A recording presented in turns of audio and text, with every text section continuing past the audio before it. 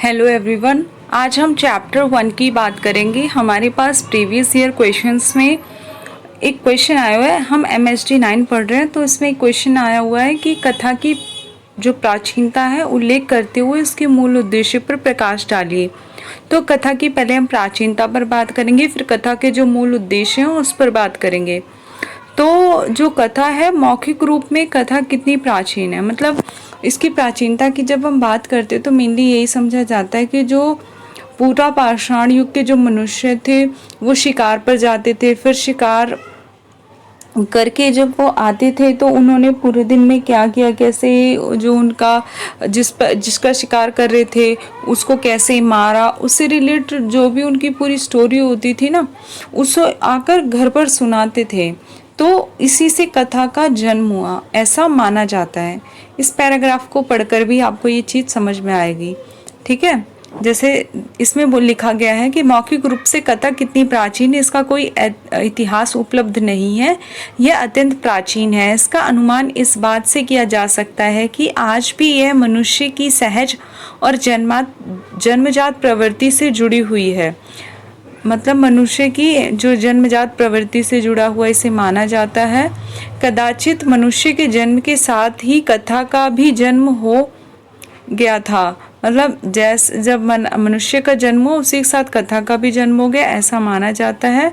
नृतत्व शास्त्रियों ने आदि मानवों के प्राप्त खोपड़ियों के अध्ययन से यह निष्कर्ष निकाला कि जो पूरा पाषाण युग का मनुष्य था कहने और सुनने लगा था, ठीक है। संभवतः दिन भर शिकार करने के बाद घर जो रात को जब वे विश्राम के निमित्त हिंस पशुओं से बचाव, यानी जो विश्राम करता उसके बाद फिर जो पशुओं से बचाव के लिए चारों तरफ आग का जलता वो घेरा बनाकर समूह में बैठते होंगे, तो उसके दिन भर के शिकार के अनुभवों के रूप में कथा का जन्म हुआ होगा। यानी कि वो जब विश्राम करने के लिए बैठते हैं तो अपने चारों ओर आग जला देते हैं ताकि वहाँ पर जो जानवर हैं शिकार, मतलब डेंजरस जो जानवर है वो ना आ सके, है ना। प्रोटेक्शन के लिए जैसे हमने घर बनाए हैं आज के टाइम में कि भाई जानवर वगैरह और भी बाकी धूप बरसात से हम बच सके, तो ऐसे ही जानवरों से बचने के लिए वही चारों ओर वो मतलब जहाँ भी रहते थे उसके चारों वहाँ आग लगा देते थे ताकि जो जानवर है वो पार करके ना आ पाए। और फिर जब वो सारे साथ एक साथ बैठते थे तो उस टाइम वो अपनी शिकार की कहानियाँ, एक अनुभव जो है एक दूसरे से साझा करते थे, और फिर धीरे धीरे उनकी कल्पना भी मिश्रित होने लगी थी। कभी ऐसा भी समय आया होगा जब जो ये है शिशु का मनोरंजन करने के लिए वास्तविक अनुभव की कोई आवश्यकता ही ना रही हो, है ना। कोई बूढ़ा आदि मानव बिना शिकार गए अपने पूर्व अनुभव कल्पनाओं की सहायता से नई नई कथा गढ़ लेने में महारत, मतलब ऐसा कहा गया है कि जो बूढ़े मानव थे, ठीक है, जो बूढ़े हो गए अब वो शिकार पे नहीं जा सकते, लेकिन उसने पूरी लाइफ टाइम में जितने शिकार किए उन्हीं अनुभवों पर नई नई कहानियां गढ़ लेता होगा। इस प्रकार कथा कहने की कला का विकास हुआ ऐसा माना जाता है। यद्यपि यह अनुमान ही पर कथा का जन्म जरूरी ही कुछ ऐसी परिस्थितियों में हुआ होगा, मतलब ऐसा माना जाता है, समान है कि जो कथा का जन्म ऐसी ही कुछ परिस्थितियों में हुआ होगा।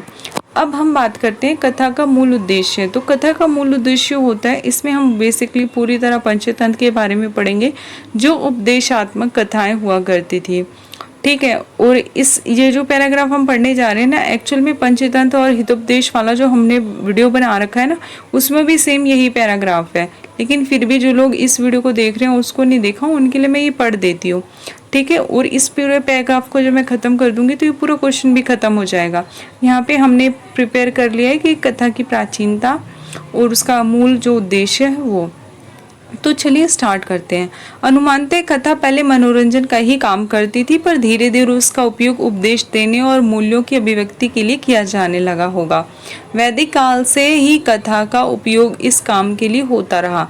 कथा को उपदेश का माध्यम बनाने का एक बढ़िया उदाहरण विष्णु शर्मा द्वारा रचित पंचतंत्र है, जिसकी रचना पहली शताब्दी ईस्वी के आसपास हुई थी। पंचतंत्र की जो रचना है एक राजा की जड़ बुद्धि, यानी जिसमें बहुत ज़्यादा टैलेंटेड ना हो, अविनीत और उच्च श्रृंखला और मूर्ख राजकुमारों को राजनीति और व्यवहार नीति की शिक्षा देने के लिए हुई थी। यानी पंचतंत्र जो कहानी है उसकी रचना इसी प्रकार राजाओं को और राजनीति और व्यवहार नीति का ज्ञान देने के लिए की गई थी।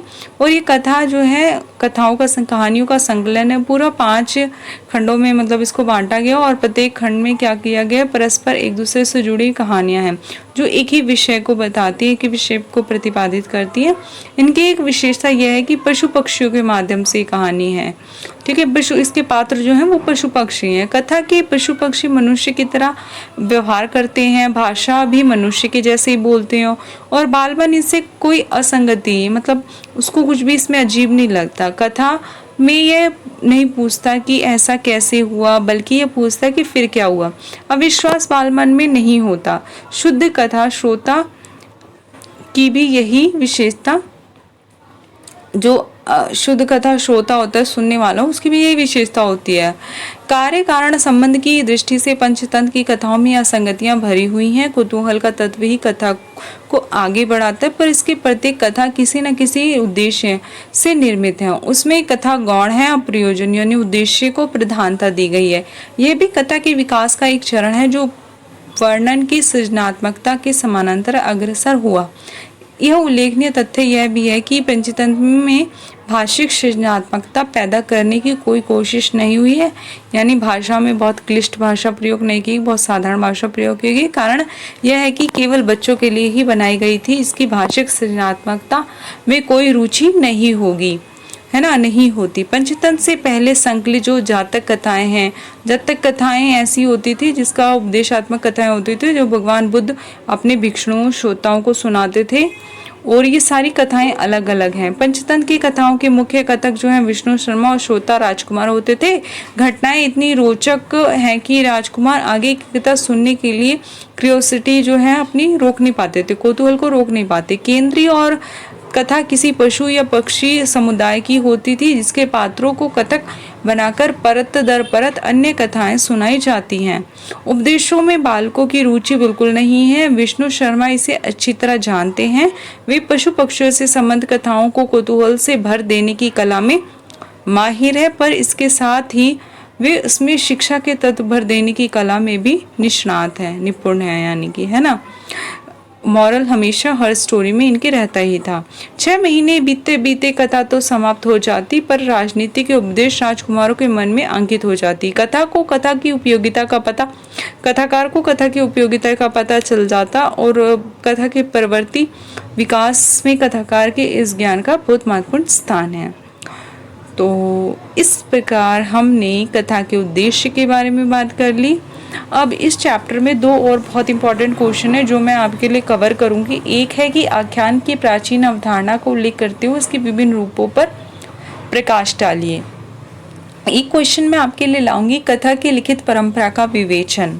बस इस फर्स्ट चैप्टर में से इन 3 क्वेश्चंस के अलावा और कोई क्वेश्चन नहीं आएगा। आप इसे अच्छे से प्रिपेयर कर लें और आपको जो भी कमी लगती है इस वीडियो में प्लीज़ कमेंट करें और चैनल को सपोर्ट करें, चैनल को सब्सक्राइब करें, so that I can help you in some better way. Thank you.